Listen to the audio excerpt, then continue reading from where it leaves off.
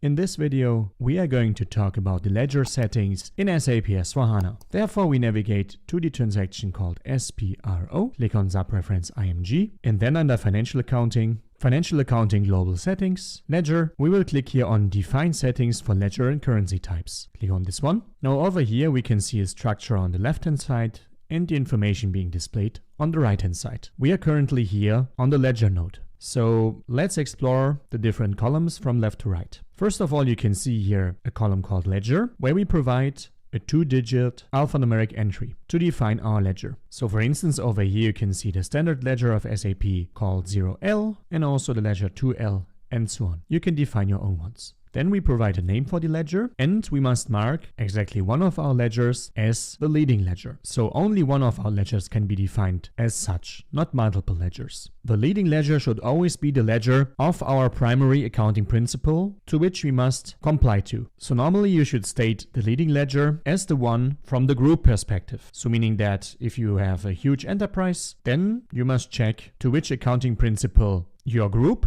must comply to, and this one should be set as the leading ledger, because later on we will also assign this accounting principle to the ledger.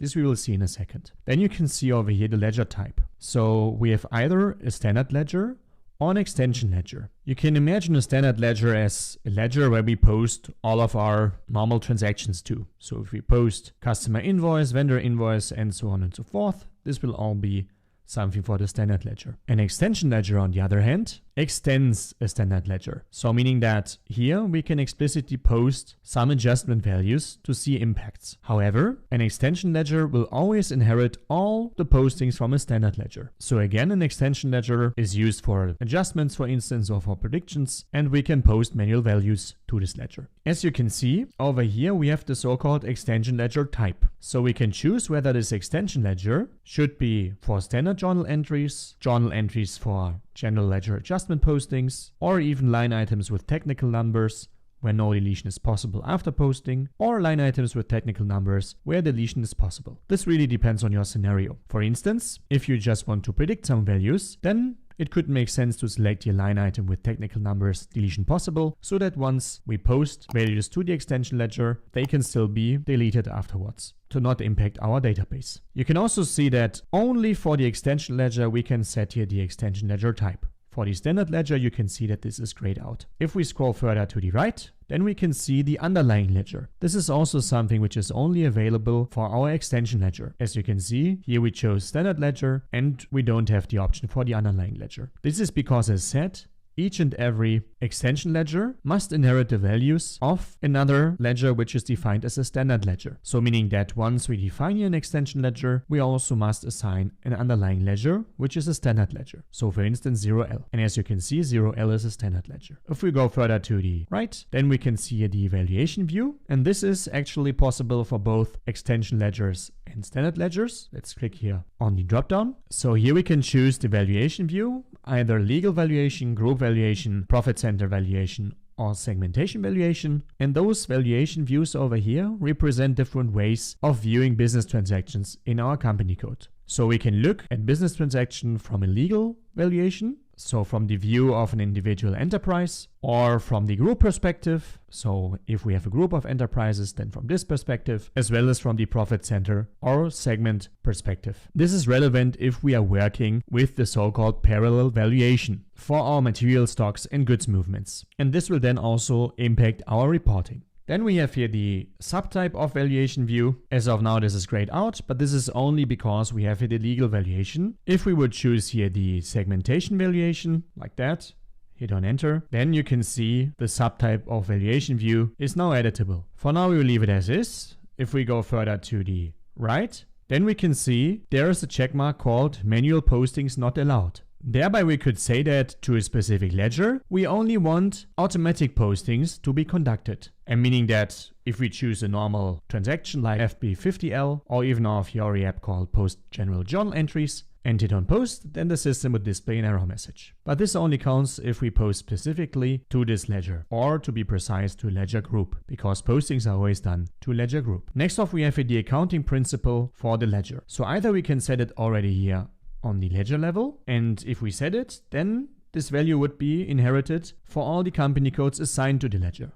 We will look at this in a second. However, if you know that each and every company code of yours won't use the same accounting principle, then it doesn't make sense to insert it over here already, but it would make more sense to insert it here on the company code settings for the ledger. Speaking of which, we'll now go to the left again, and then we will choose the ledger, and then we will double click here on the company code settings for the ledger. And please be aware that we chose the leading ledger. Double click on this one. Now you can see we have our company codes assigned to this ledger. And as you can see, I can't insert more company codes over here. This is because all of the company codes in the system are automatically assigned to the leading ledger. And when we create a new one, this will be automatically assigned over here as well. The same does not count for all of the other ledgers. We will see in a second. You can see over here the company codes, and then you can see the local currency type. This is the currency of our company code. It is grayed out because when we create a company code, we specify the currency for our company code, and this will then be copied to this transaction over here. The same also counts for the global currency type,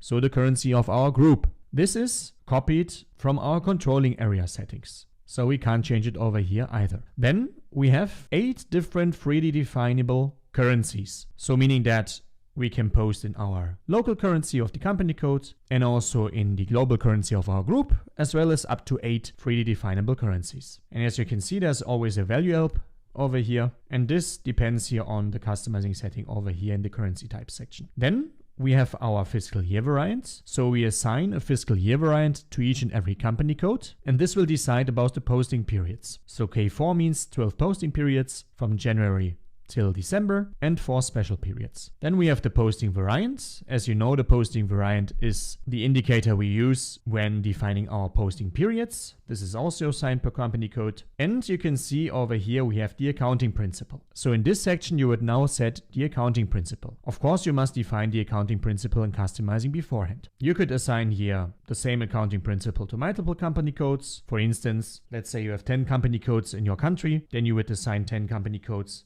to the same accounting principle, but also you could assign here different accounting principles, one per company code, to reflect your local GAAP. Then we have here a column called parallel accounts. If we choose this one, then we won't work with the ledger method, but with the so-called parallel accounting method. This means that we have different accounts for different scenarios. So for instance, if we post to a local GAAP, then we use account A, and if we post to IFRS, we would use account B. If we do not hit this indicator, then this means we want to work with parallel ledgers. So meaning that we have one and the same account for the local GAAP and also for IFRS. We just post differences with the so-called ledger group as a separation criteria. We can't do both at the same time. Please be also aware that once we hit this indicator, then we would not assign the accounting principle over here, but we would assign the different accounting principles on this level over here. Let's go further to the right. We have here the functional currency. This is the currency of our primary economic environment. And we could either use our company code currency or even a deviating one. Then we have our first FI currency. And this is also grayed out, as you can see, because it's always equal to our company code currency. So this is used in specific FI related